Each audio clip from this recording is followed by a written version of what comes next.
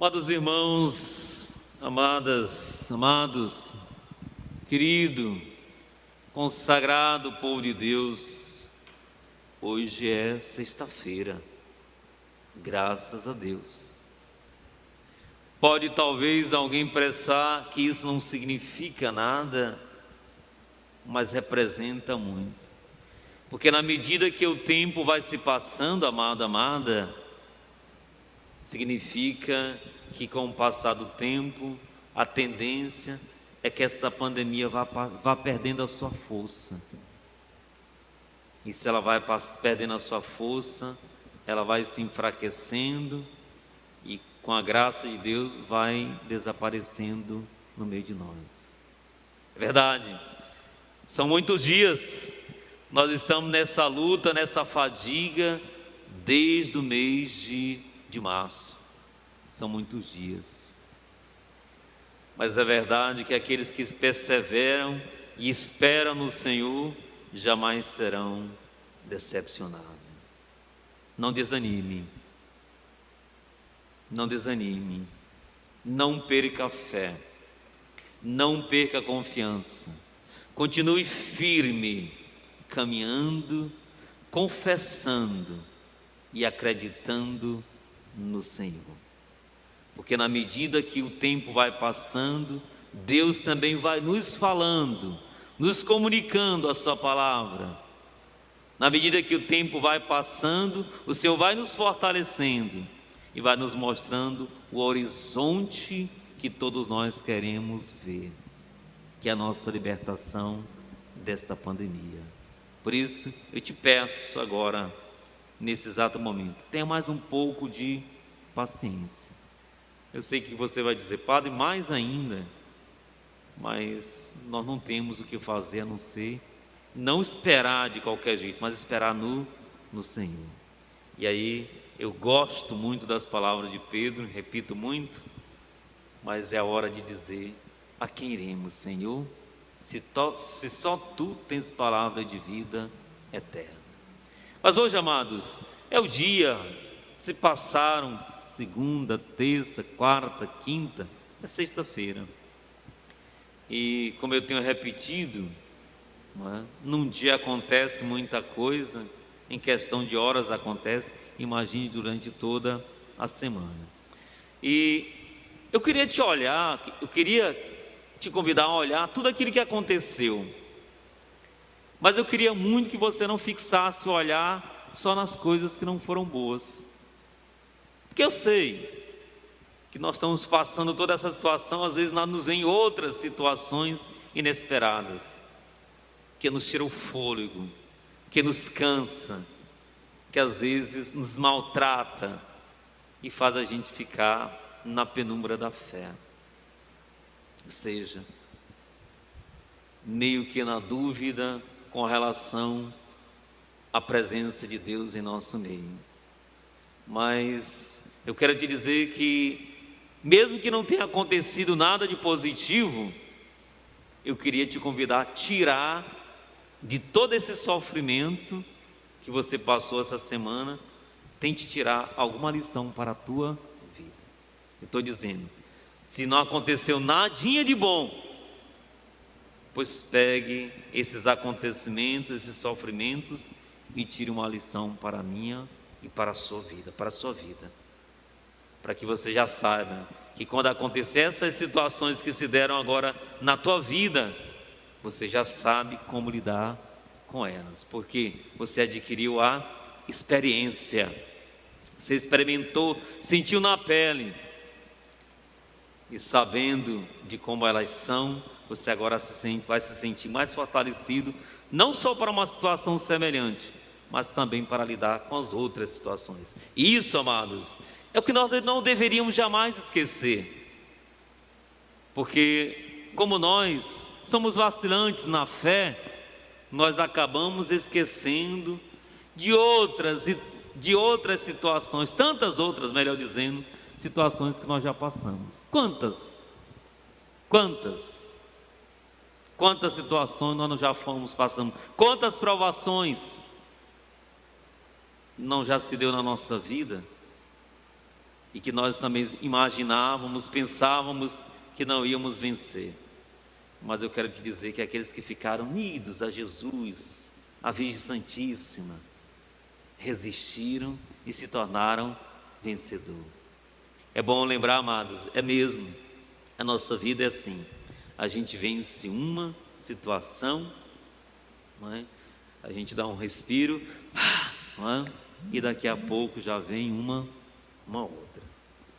É por isso que existe a vida eterna, porque a vida eterna nós cremos em Jesus Cristo, que essa será uma vida que não terá mais essa luta, será um estado de vida perfeito. Nós não vamos mais ficar todo dia nessa angústia, nessa luta. Um dia estamos bem, outro dia não estamos bem, enfim. Mas tudo isso eu quero dizer que faz parte da vida. Eu queria dar uma palavrinha mesmo só sobre o santo de hoje. Eu quero me ater um pouco mais na primeira leitura, a nossa reflexão. Mas eu queria dizer um pouquinho uma palavra, só porque o martírio é muito importante na vida da igreja. Hoje a igreja celebra Inácio Azevedo e seus companheiros. Inclusive Inácio esteve no Brasil. E nas suas viagens, durante as suas viagens, seus companheiros, eles foram martirizados por causa do nome de Jesus. E qual a importância que foi isso no primeiro século da igreja?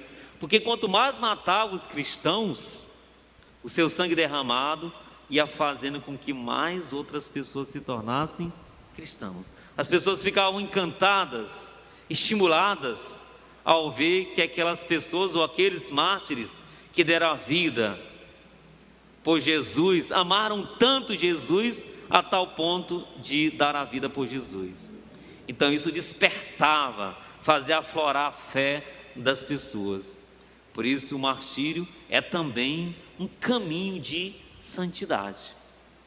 Por isso nós temos aqueles santos que por meio deles, não é, a gente alcança uma graça de Deus, inclusive o martírio ou os santos mártires, mas aqueles que alcançaram a santidade porque deram sua vida ou derramaram o seu sangue por causa de Jesus. Assim foi com Inácio e seus companheiros. Ele veio, depois foi chamar os companheiros, porque percebeu que a missão era imensa e se precisava de outros colaboradores.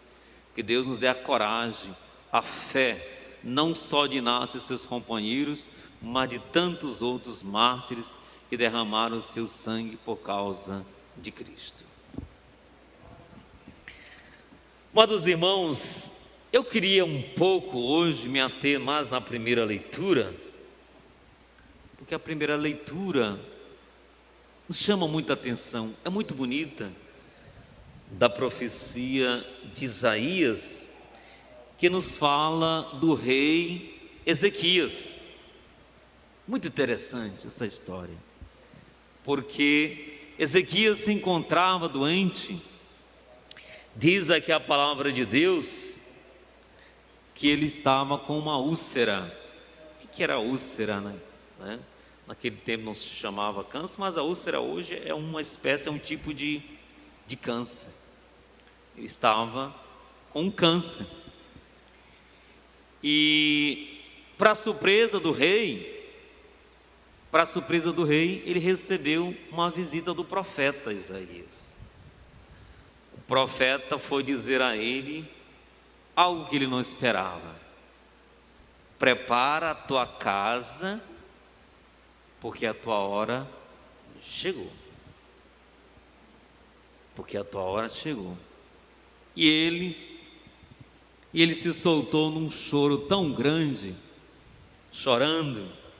Por que ele estava chorando, padre? Porque ele não queria morrer. E ele foi ter com o Senhor, não é? Ele foi ter com o Senhor, se lamentando, se queixando que não queria morrer, mas se comprometendo a se tornar uma pessoa melhor e especialmente arrependendo-se dos seus pecados. E o que é interessante, porque o Senhor ouviu as suas preces. Aí nos perguntamos, por quê? Por quê? Veja, Ezequias foi um excelente rei. Foi um excelente rei. Quando ele assumiu o reinado, bem jovem, depois do seu pai, Judá se encontrava numa situação muito delicada. Uma situação muito delicada porque estava tomada por situações de profanismo, onde o sagrado era profano, onde as pessoas, o povo, tinha se deixado misturar sua religião com outras, e o povo praticava outros cultos. E uma coisa boa que Ezequias fez foi exatamente libertar o povo de tudo isso.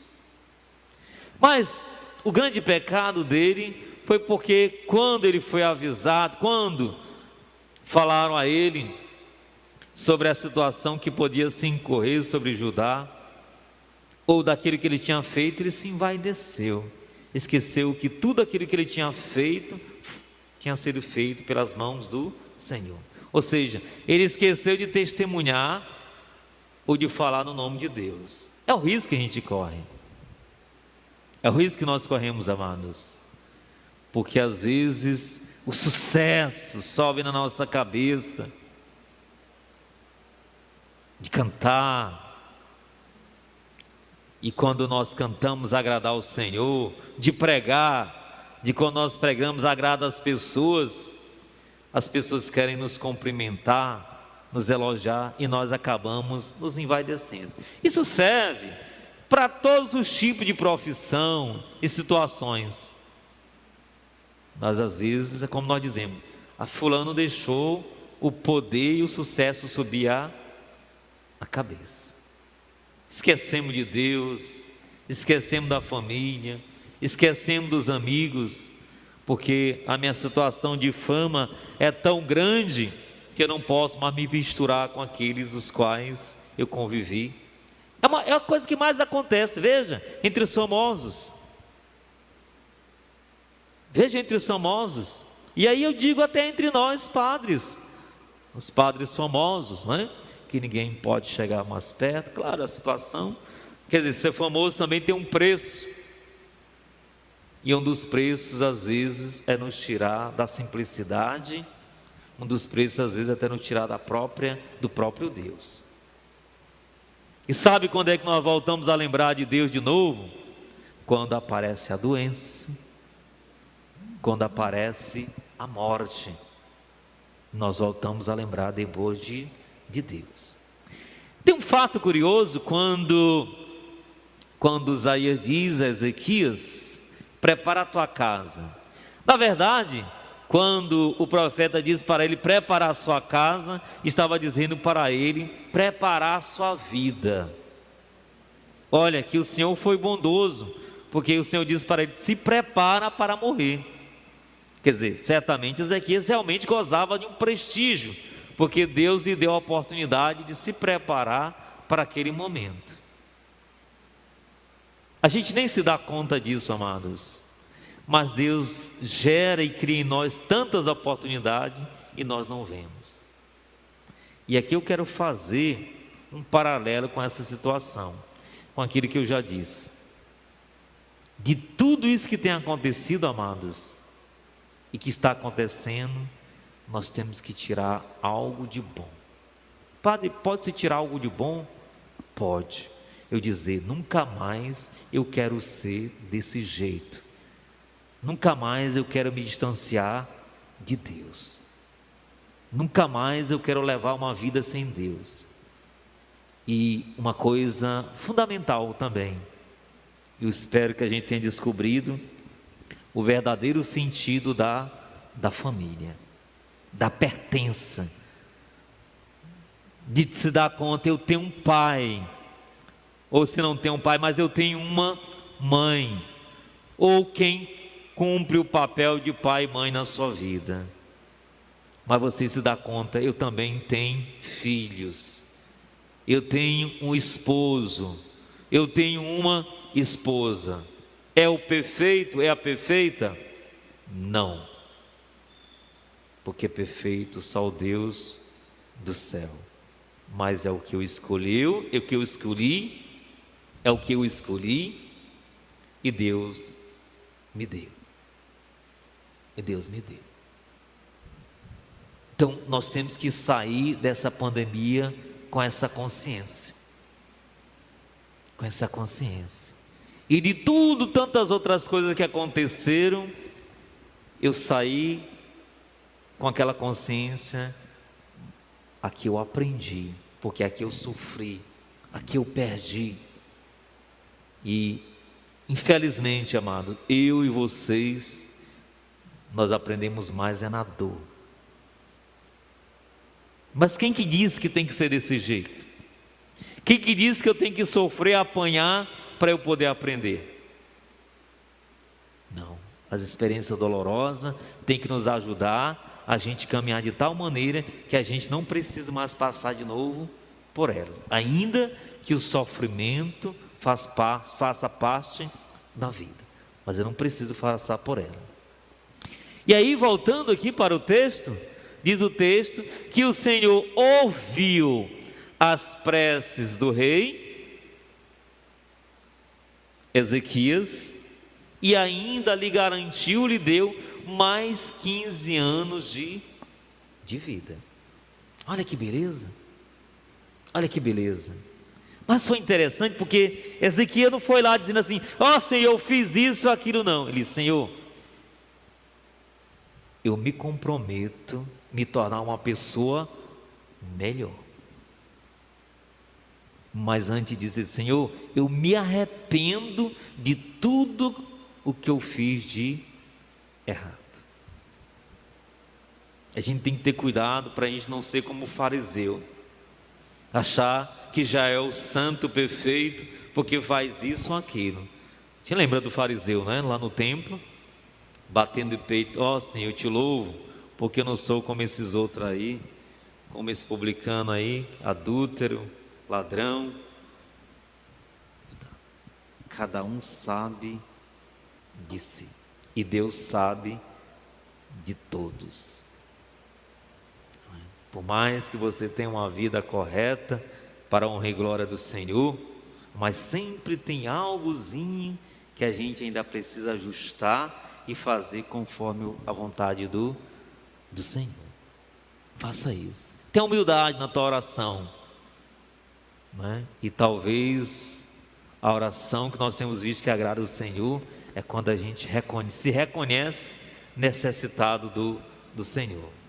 Então bata no peito e diga: Senhor, eu me arrependo, porque hoje, sexta-feira, eu não vivi como o Senhor queria. Senhor, me arrependo porque hoje eu vacilei na fé.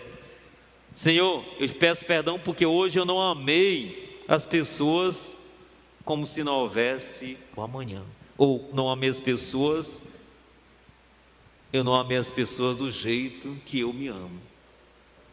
Enfim, a gente tem que se reconhecer frágil, necessitado de Deus, e dizer: Deus, eu dependo de Ti para o dia de amanhã. Então, nesse sentido, Ezequias fez, e isso agradou o Senhor. E o Senhor foi mais longe. Depois, Isaías fez um remédio, um cataplasma, colocou lá na úlcera dele, e ele ficou curado. E o Senhor lhe deu essa garantia, fez o sol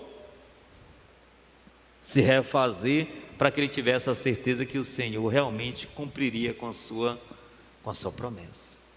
É assim, amados, para aqueles que confiam, para aqueles que esperam, para aqueles que acreditam, o Senhor faz. O Senhor faz. A questão eu acreditar, a questão eu ir a quem tem um poder de fazer diferença na minha vida. Porque se tem uma coisa que Deus tem por nós é amor. Isso se prova no Evangelho. Vou ser mais breve aqui. Isso se prova, porque era o dia de sábado, e a lei do sábado era clara, era muito clara. Dia de sábado não se pode entrar na roça, no dia de sábado não se pode trabalhar. O dia de sábado era o dia da oração, era o dia da observância do sábado para estar na presença do Senhor. Mas o que Jesus faz? Então Jesus era um bardeneiro porque bagunçou o sábado? Não. O que Jesus quis mostrar que o sábado é importante. E ele não desprezou o sábado, porque ele ia à sinagoga em dia de sábado, Jesus.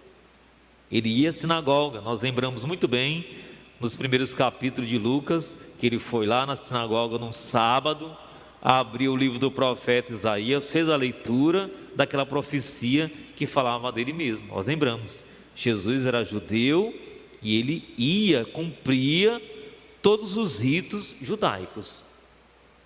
Ele cumpria. O que ele não concordava era quando o homem era aprisionado pela lei. E qual era a questão aqui? Porque Jesus entrou na roça porque os discípulos estavam com fome. E ele lembra de Davi, os companheiros, dos sacerdotes que também podem comer o pão consagrado sem estar cometendo nenhum pecado. Desde que aquela situação ou a vida exija isso. E eu queria encerrar aqui louvando a Deus, não elogiando as pessoas, mas louvando a Deus pela atitude de alguns governantes que nós temos visto, inclusive aqui em Teresina. Precisa a gente reconhecer isso, não é? É muito complicado porque a gente sabe que esse contexto que nós estamos vivendo, muita gente está além do sofrimento da pandemia, tem o sofrimento da necessidade que tem passado, o desemprego que vai aumentar, tudo isso é verdade. Mas o que adianta ter emprego se a gente não tiver a vida? O que adianta? E quando eu digo que louvo e agradeço a Deus, porque alguns governantes, prefeitos, tiveram a coragem de colocar a vida em primeiro lugar. No momento a gente não entende, porque às vezes a gente olha só para uma situação e esquece de olhar a outra. Mas eu diria também, gente, se um administrador dissesse, não, vamos abrir tudo e morra quem morrer, não estou nem aí. Depois a história cobraria a sociedade desses administradores. E se perder uma vida, quem não perde, quem nunca perdeu, não sabe. Mas quem já perdeu sabe o que esses administradores estão fazendo. Porque sabe que quando você sente na pele, aí você entende, não, realmente é a vida que é mais importante. Mas por quê? Porque às vezes eu perdi alguém. Eu duvido se a gente perguntar para alguém que perdeu a vida, você quer que o comércio funcione nessa situação? Você quer que seja tudo aberto do jeito que a gente bem quer? Ou a gente pensa, alguém que perdeu vai dizer não. Sabe por quê? Porque por causa dessa pandemia eu perdi alguém. Eu vi uma coisa muito bonita hoje na televisão, alguém dizendo que ia recorrer à justiça para poder a mãe conseguir um leito com respiração mecânica, não é? Não me lembro qual era o estado, não é?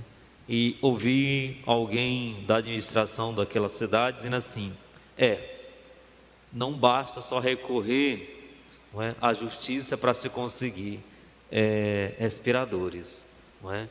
É importante também que as pessoas tomem consciência e ajudem usando a máscara e cumprindo as medidas de segurança.